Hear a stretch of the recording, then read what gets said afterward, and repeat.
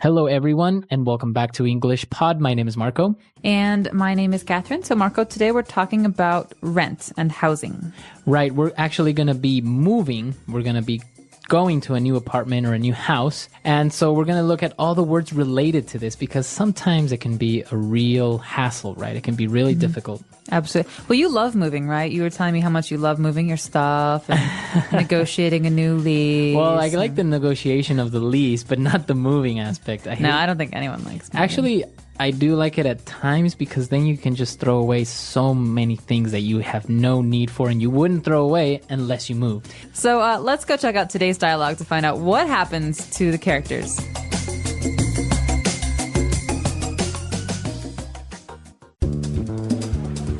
Okay, that's fine. Bye. What happened? That's it. My lease is up. I have to move. What? Why? Can't you renew it? The owner apparently is selling this place to make way for the construction of a parking lot. Well, I can help you pack.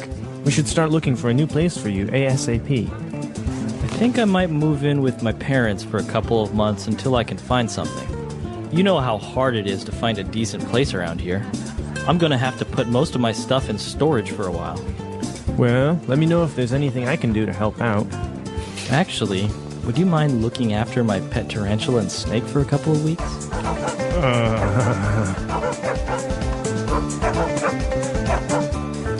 Sure.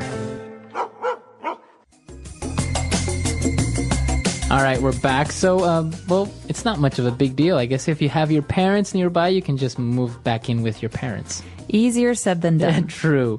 We'll get to that in a little bit, but let's take a look at the words that are used today in Language Takeaway. Language takeaway. All right, so this first one is an important one because generally when you're looking for a house or an apartment, there are two things you can do. You can buy a house or you can lease a house or apartment. Mm-hmm. So lease here, Marco. It's basically to rent, right? Mm-hmm. It's a contract where you agree to pay a monthly or a quarterly fee for using that house or apartment. So do you own your apartment or do you lease it? No, mine, I lease. I am not a home owner yet. Right. So owning a home is a lot more expensive at one kind of period where you have to just pay in and you have maybe a mortgage. But leasing is just a monthly fee, like you said. So in this case, they had to leave because their lease was expired. Exactly. So you can, at the end of a lease, do one of two things. You can stop and you can find a new apartment or you can renew your lease. All right. And that's our next word. To renew your lease basically means to continue. To continue. And this is actually a good word because it can be used with any contract because really a lease is a kind of contract. Mm-hmm. And so I can say, I renewed my job contract. Or maybe a magazine subscription. Yeah. You renewed your magazine subscription. It's a way of saying that you've committed to paying for the next 6 months or 1 year. Okay. Well, and after that, as we said, the person decided to move in with the parents. So move in.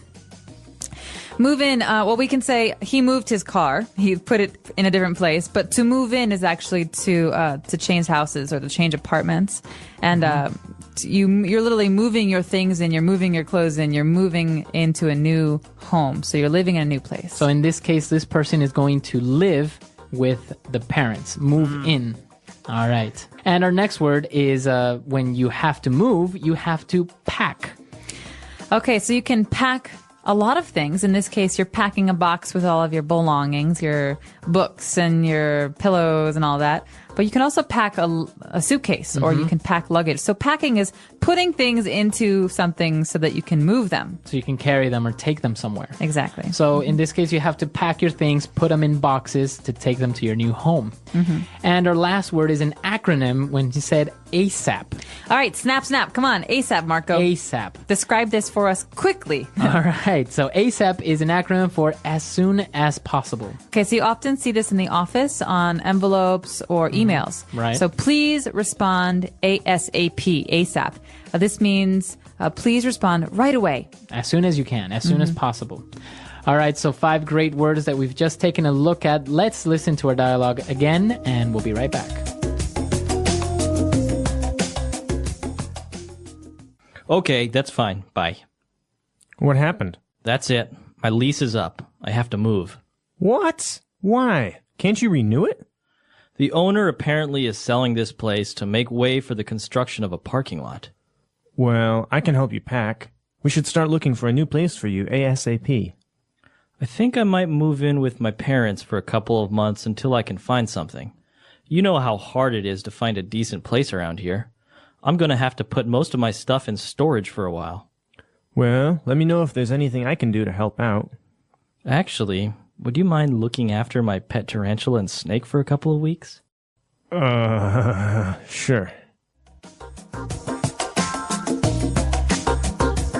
All right, we're back and we have a couple of different phrases for you, so let's look at those now in Fluency Builder. Fluency Builder. Our first one's a little bit unusual. We heard the phrase, my lease is up. So, Marco, let's talk about this phrase, to be up. All right, so if something is up, as in this case, the lease, it means it's expired, it's finished, right? So it's over. It's over. You can also say, our time is up. Right. If we have a meeting. So that's all the time I have. Time to go away. Time is up. Very good. So it's always related to time or maybe a contract, as in this case, or your lease is up. So it means over or finished. All right, so moving on to our second phrase. To make way for. All right, so this is a great one. This often makes me think of kings and queens in the old days. They say, make way for the king. So you have to Get out of the way. Yeah, get out of the way, or to clear some space for them to move because there's too much stuff in the way. And so in this case, the owner of the apartment with the guy was living in is trying to make some space or make way for a parking lot. Right, so he's basically going to sell the building or house and build a parking lot instead. So they are making way for the new parking lot. They're clearing space. And this is actually really sad because my childhood home, they destroyed to make way for a larger, ugly, big Building? house. Yeah. Really? See, it happens all the time. Now they're making way for malls and big buildings, and all of our little houses are destroyed. And, well, moving on to our last phrase, the person asked the friend if he would mind looking after the pet snake and tarantula. I would mind. You don't like snakes or tarantulas? Well, I don't mind them as long as I don't live with them. So would you mind? This is a nice way to start a sentence if you want to ask for a favor, right? Exactly. So here's an alternative. Hey, Marco, can you do this for me? I could, maybe. I could say, Marco, would you mind doing this for me? It's more polite. It is more polite and it's a little bit gentler. Yeah. So it's And nice. It's a nice way of asking someone for a favor. Exactly. And that's why this is funny, because the favor is not like, would you mind watching my kitty? The favor is, would you mind watching my poisonous pets?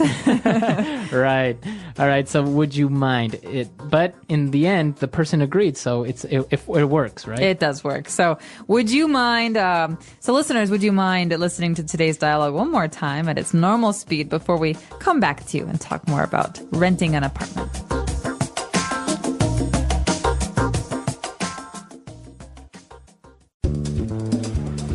Okay, that's fine. Bye.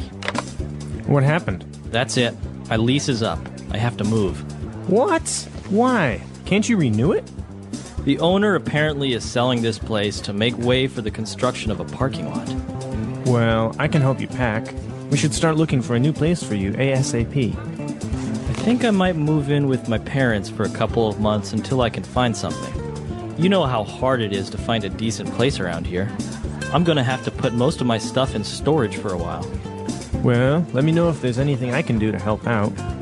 Actually, would you mind looking after my pet tarantula and snake for a couple of weeks?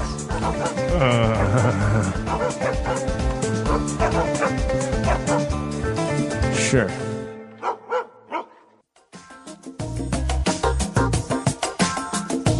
All right, so moving in, now you have different stages in your life, right? When you move out, for example, you move out of your parents' home and you live on your own, and then maybe, like in this case, you would move back in with your parents. How do you see that happening?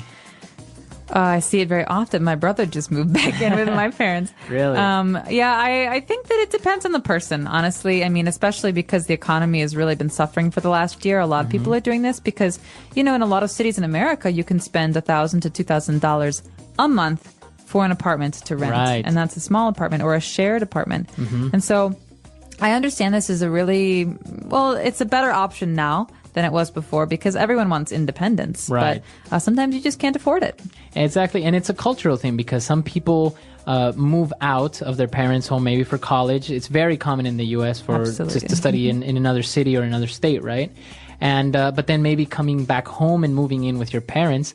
Or in other cultures, maybe they don't move out at all. Maybe they only move out once they're married. Exactly. So a lot of people in China, I think in Shanghai specifically, don't move out of their parents' home until they're going to get married. Right. Well, it does make sense in many big metropolis because, as you say, rent is expensive. Living on your own is expensive. And, well, you don't have anyone to share those costs with, like gas, water, electricity, even food, right? It's cheaper among more people. And not to mention a little bit scary living on your own for the first time. It is a little bit scary. What about having somebody move in with you? Maybe a roommate or girlfriend or boyfriend? Ooh, that's always the big step. The big commitment. The big commitment. You're in a relationship and you ask your partner to move in with you. It's the step before marriage, I guess. Wow. There's nothing before that? Nothing before marriage? No. That's pretty much it. You tell me. I don't know. All right. The English Pod Audio Review. Listen to the meaning, then say the vocabulary word. A contract granting use of property. Lease. To cause something to continue to be effective. Renew. Wrap up. Pack. To put articles in a case or container for moving. Pack. A building or an area. Place. A space for storing goods. Storage. Take care of. Look after. To create space for something else. Make way for. As soon as possible. ASAP. Good. Decent. Take care of. Look after. Let's try that faster. Wrap up. Pack. Good. Decent. As soon as possible. ASAP. A contract granting use of property. Lease. Take care of. Look after. To put articles in a case or container for moving. Pack. To create space for something else. Make way for. Take care of. Look after. To cause something to continue to be effective. Renew. A building or an area. Place. A space for storing goods. Storage. Now say the word and hear it in a sentence. Lease.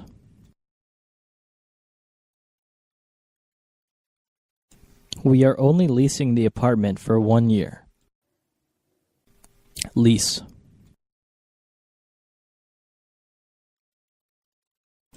I didn't buy the car. It's a lease vehicle. Lease.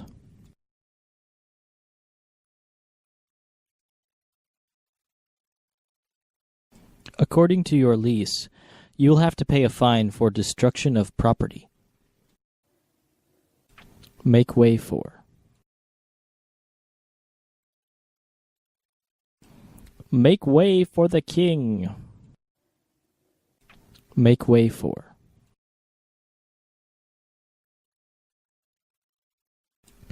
We'd better make way for that ambulance. Make way for.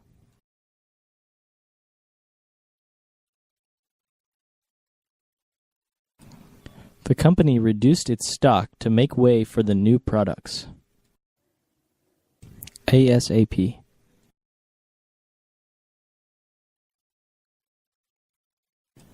I want you to clean up this mess ASAP. ASAP.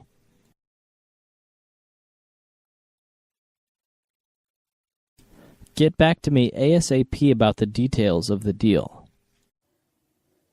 ASAP.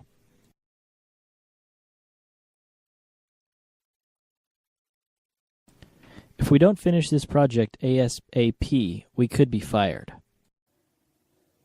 Decent.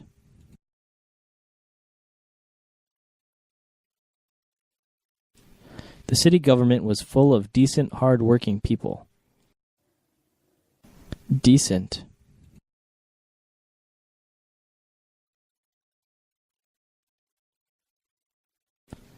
The car is decent enough. It gets me from point A to point B. Decent.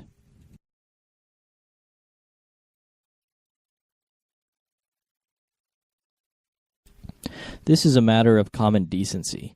You should really apologize for your behavior. Look after.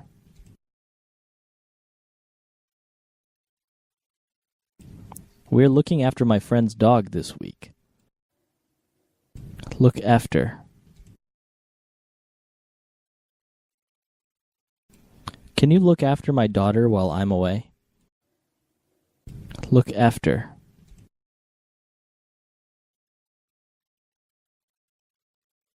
I put Mary in charge of looking after the Jones account.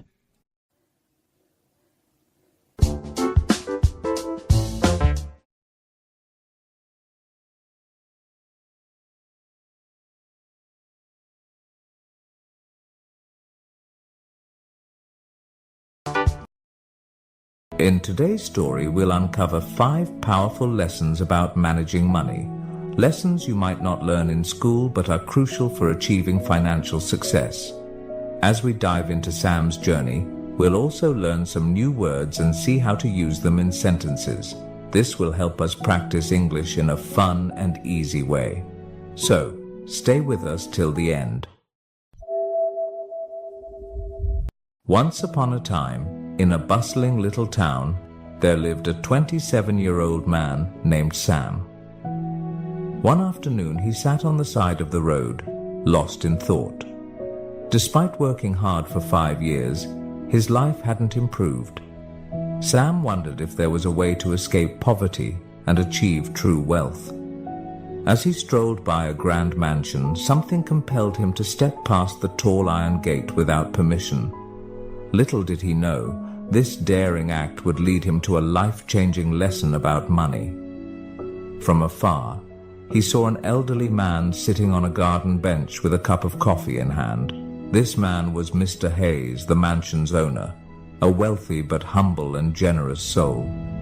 Sam approached him, politely apologizing. "I'm sorry for entering without permission, Mr. Hayes." Recognizing Sam, Mr. Hayes was surprised by his sudden visit but welcomed him kindly, curious to know why he had come. Sam took a seat beside Mr. Hayes and began, "Sir, I've worked for 5 years, earning a decent wage, yet my life hasn't changed. I don't splurge, but I just can't seem to get ahead. Do you have any advice on how someone like me could become wealthy?" With a warm smile, Mr. Hayes replied, "Anyone can achieve wealth, Sam, including you." He continued, "I'll share 5 principles about money that you won't learn in school. Follow these carefully, and I assure you, you'll find yourself on the path to financial success." Eagerly, Sam listened as Mr. Hayes began. "The first rule," Mr. Hayes said, "is to spend less than you earn. This is the foundation. If you don't master this, you can't move on to the other steps. For example, if you make $5,000 a month, set aside at least $2,000. If it's $3,000, save $1,000. Avoid expenses that exceed your income, whether loans or gambling. Even with a 6-figure salary, Without this rule, you'll remain in debt. Sam nodded thoughtfully, absorbing each word. Mr. Hayes took a calm sip of his coffee and continued. The second rule is to have an emergency fund. Life is unpredictable. Car repairs, a leaky roof, or even layoffs can happen at any time. Without an emergency fund, you're forced to borrow or sell assets at a loss, which restricts your options and adds stress. Think of it as your safety net, protecting your finances when unexpected events arise. Sam nodded again, appreciating the wisdom in this approach. Let's get to the third lesson, which is investing. Now, people like you might feel unsure about investing in a business or stock since you may not have much knowledge. So, the best investment you can make right now is in yourself. Curious, Sam asked. How, sir? Mr. Hayes continued. Take your skill set, whether it's carpentry, plumbing, or customer service. Invest your time, energy, and money into mastering it further. Learn where your boss sources materials or explore ways to market your services better. Use some of your savings to improve your expertise, attend courses, buy tools, or read relevant books. Realizing the value of these words, Sam looked at Mr. Hayes with newfound determination, regretting he hadn't learned this sooner. Mr. Hayes continued with the fourth lesson. Now that you're gaining skills, it's time to start earning more. Once you've honed your abilities, maybe you'll start your own business and your income will grow. You're no longer paid per hour but earn based on what you produce. The harder you work, the more you earn. The sky was getting darker, yet Sam felt no urge to leave. He was eager to learn the final principle. Mr. Hayes looked at him and said, and finally the fifth lesson, create passive income. When you've applied the first four principles, you should have extra money. Now, it's time to let your money work for you. You can invest in property, start a rental business, buy a franchise, or research other sources of passive income. Think carefully and choose wisely. How about it, Sam? Are you ready to take on these lessons? Mr. Hayes asked, ending the conversation with a gentle smile. Brimming with excitement, Sam replied, I used to just go to work, save a little, and hope for wealth to come my way. But I now understand that there's a real strategy, and I'm thankful, sir, for the invaluable guidance. Today we learned new words and sentences through this story about wealth and financial wisdom. Remember, learning English can be fun when you practice regularly. So, keep listening, learning, and growing. Make sure to like, comment, and share how this story helped you improve your English. Thank you for watching, and I'll see you in the next story, where we'll continue learning together. The English Pod Audio Review. Listen to the meaning, then say the vocabulary word. Something is usual or expected. Norm. The money that a country uses. Currency. The sum of money required to reinstate. Margin deposit. Taking effect rapidly. Drastically. Very quickly, just a second. Split second. An offer to pay a particular amount of money. Bid. Let's try that faster. The sum of money required to reinstate. Margin deposit. Something is usual or expected. Norm. Very quickly, just a second. Split second. An offer to pay a particular amount of money. Bid. Taking effect rapidly. Drastically. The money that a country uses. Currency. Now say the word and hear it in a sentence. Norm. What's the norm in this company concerning protocol? Norm. This is the norm, so you'd better get used to it.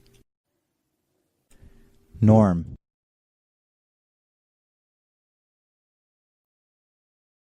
Delivery, McDonald's, and street vendors are the norms around here. Currency.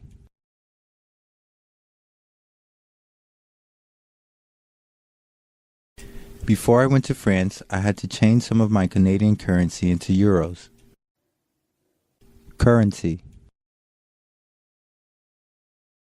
What's the currency in this country? Currency.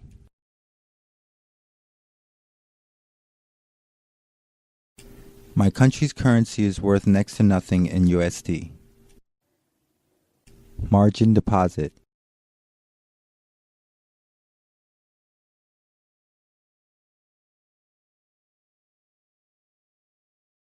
He decided to start with a margin deposit of GBP 100.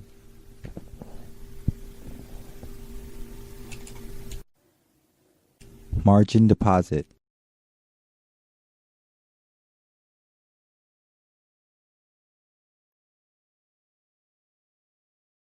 I can't believe that I can trade with USD 1 million deposit when I've only put in a margin deposit of USD 10,000.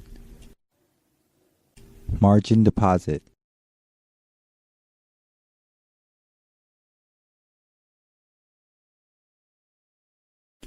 One has to be careful with trading using a margin deposit because the risk of losing more money than one has are high. Split second.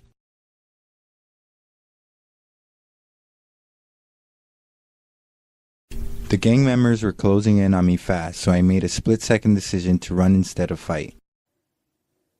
Split second.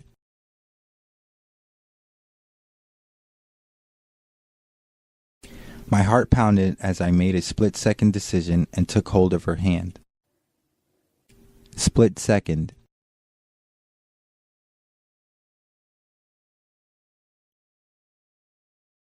My split-second decision to try a trick on my bicycle in order to impress my friends didn't end well. Bid.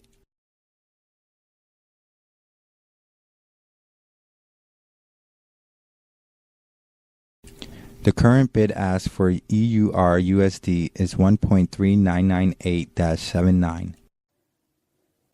Bid.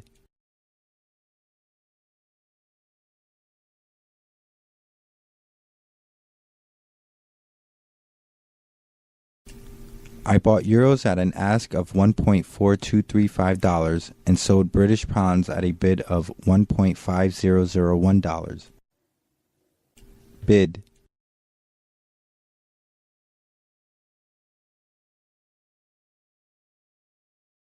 The bid for Japanese yen and the ask for Hong Kong dollars are really good right now if you trade in US currency.